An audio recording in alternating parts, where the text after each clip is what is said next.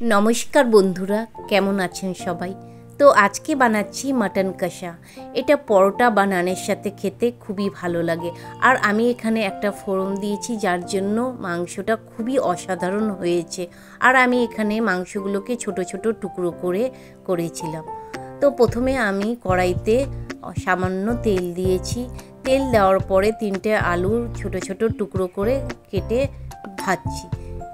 ভাজাটা হয়ে গেলে প্রায় লাল লাল টাইপের করে ভাজতে হবে। ভাজাটা হয়ে গেলে এখন আমি কড়াইতে মেথি 1 চামচের মতো মেথি দিব।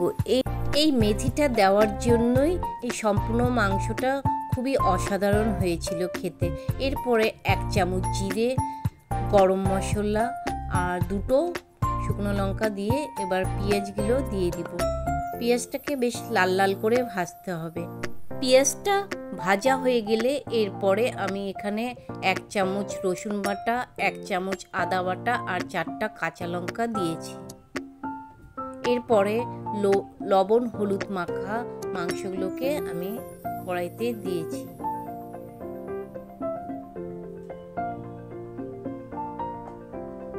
এবার কষানো হয়ে গেলে 1 চামচ ধনে, 1 চামচ লঙ্কার গুঁড়ো আর 1 চামচ জিরের গুঁড়ো দিচ্ছি।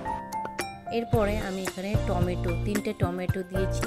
এবার লবণ হলুদ দিয়ে বেশ ভালো করে ঢাকা দিয়ে এটাকে 45 মিনিট সিম আঁচে দিতে হবে।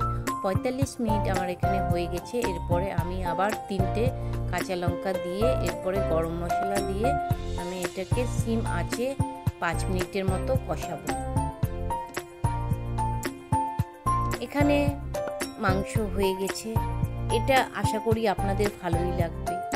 তো যদি ভালো লাগে তাহলে লাইক, কমেন্ট, শেয়ার করবেন। নমস্কার।